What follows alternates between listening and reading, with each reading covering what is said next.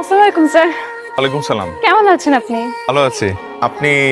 আমি ইরা, আপনার student sir, Ira. আমার স্টুডেন্ট? জি। না না না, কোন একটা মিসআন্ডারস্ট্যান্ডিং হচ্ছে। আমার ইরা নামে কোনো স্টুডেন্ট ছিল না। চিনতে পারছেন আমি আপনার স্টুডেন্ট ইরা? না, আমি চিনতে পারছি না, সরি। চিনতে পারছেন আমি ইরা স্যার। আমরা চাই যে ও ঢাকা বিশ্ববিদ্যালয়ে ভর্তি হোক। ইনফ্যাক্ট আমার বাবা, বড় ভাই, ইভেন ইরের মা, আমরা সবাই ঢাকা বিশ্ববিদ্যালয়ে পড়াশোনা করেছি। আমরা যে এটা আমাদের একটা ফ্যামিলি ট্র্যাডিশন। তো ঢাকা বিশ্ববিদ্যালয়ে ভর্তি হতে হলে তো ওকে অ্যাসেসমেন্ট টেস্টে অ্যাপিয়ার করতে হবে। তুমি ওকে খুব ভালো করে পড়াবা, হ্যাঁ? তো ফার্স্ট চান্সেই এখানে একটা সিট পেয়ে যায়। আমি আমার বেস্ট ট্রাই করব।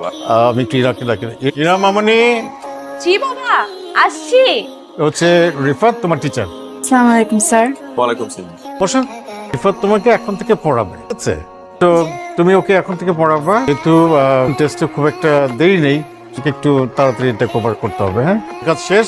তুমি একটু ওকে দেখো, একটু পারলে ডেইলি একটু আপডেট করো প্লিজ। হ্যাঁ, ওকে স্যার আজকে আমার পড়ার মুড নাই, আপনি চলে যান। ও, কোথায় গেছে মুড? মানে কতক্ষণে ফিরতে পারে মন? মুড আর আজকে আর আসবেন না। আজকে আর আসবেই না। তো বসে আছেন কেন? হ্যাঁ যাই, না হলে আকবরের মতো আমার নাম ধরে ডাক দিবে আবার। আসি। আর শুনেন, জি। বাবা মাকে কিছু বলা যাবে না, তো সাবধান। যান। তার কই স্যার তো চলে গেছে। চলে গেছে মানে? আপুরে চলে গেল? আমি তো পড়তেই বসলাম, পড়তে বসে দেখি স্যারের হাত পা কাঁপতেছে, ঘাম ঝরছে। বলে না পড়িয়ে চলে যাবে? আমার মনে হয় স্যার একটু নার্ভাস। তুমি বাবাকে বলো স্যারকে বাদ দিয়ে দিতে। কিন্তু তোর বাবা যে বললো এটা খুব ভালো স্টুডেন্ট, ফার্স্ট ক্লাস ফার্স্ট হওয়া। মা তুমি কি বুঝবা, স্যারের সাথে তো আমার একটা জেনারেশন গ্যাপ আছে, কেমিস্ট্রিটা বিল্ডের মধ্যে একটু সময় লাগবে।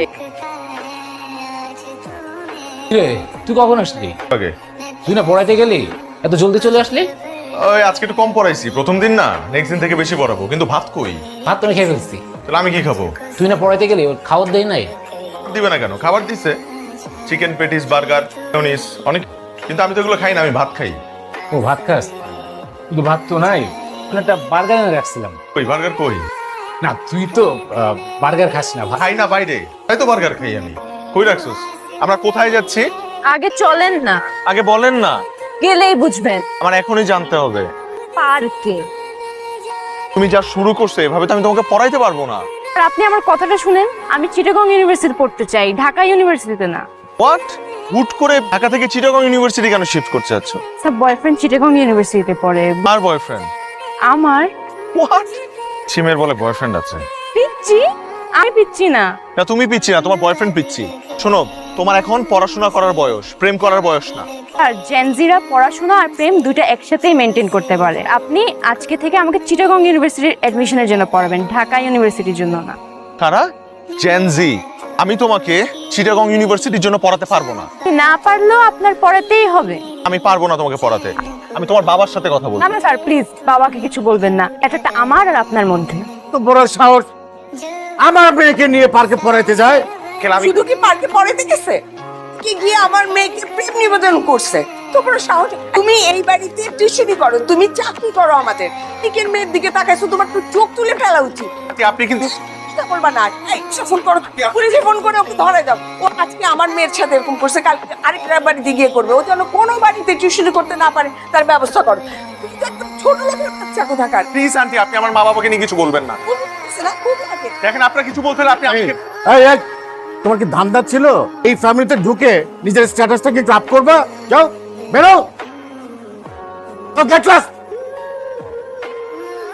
ম্যাডাম আপনি কার কাছে যাবেন? আমি ইফাত স্যারের কাছে যাব। ম্যাডাম তার পারমিশন ছাড়া তো আমি আপনাকে যেতে দিতে পারি না। আমি বেশি সময় নিব না। কি হয়েছে এখানে? দেখেন না, উনি রিফাত স্যারের কাছে যাবে, কিন্তু তার পারমিশন ছাড়া তো আমি যেতে দিতে পারি না। রিফাত কি হয় আপনার? বয়ফ্রেন্ড? হাজবেন্ড? জি জি হাজবেন্ড। ও আচ্ছা আচ্ছা, আমি রিফাতের বস। এখন ওয়ালাইকুম সালাম। তো আপনি রিফাতের ওয়াইফ, আপনি নিচে দাঁড়িয়ে আছেন কেন? আপনি উপরে যাবেন, আসেন। না না, আজকে না হয় না, যে আপনি যদি ওকে একটু কষ্ট করে নিচে পাঠাতেন আমার জন্য খুবই ভালো হতো। আচ্ছা, আমি ওকে পাঠিয়ে দিচ্ছি।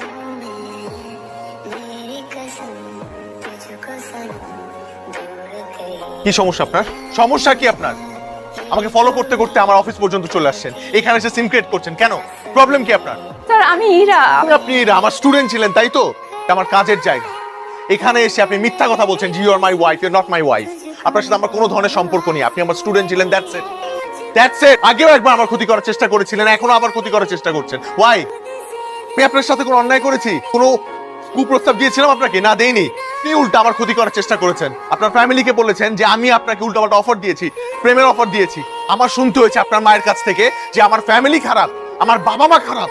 আমি কিচ্ছু বলি না, শুধুমাত্র আপনার দিকে তাকিয়ে, কারণ আমার মনে হচ্ছে আপনি ছোট মানুষ, আপনি হয়তো বা না বুঝে এই কাজটা করে ফেলেছেন। But not any more. এখন আমি একটা নতুন লাইফ লিড করছি, প্লিজ এখানে আমাকে ডিস্টার্ব করবেন না। ওকে, আমি কখনো আপনার সাথে আর দেখা করতে চাই না, কথা বলতে চাই না। প্লিজ দয়া করে আপনার এই চেহারাটা আমাকে কখনো আর দেখাবেন না। আমি আর কখনো আপনার এই চেহারা দেখতে চাই না। তুই আর রিফাত নাকি পার্কে গেছিলি? কে বললো বাবা? ড্রাইভার রফিক। কি হলো, চুপ করে আছিস কেন? কেন গেছিলি বল? স্যার আমাকে পার্কে নিয়ে গিয়ে প্রপোজ করেছিল। পার্কে নিয়ে যে প্রপোজ করছে রিফাত?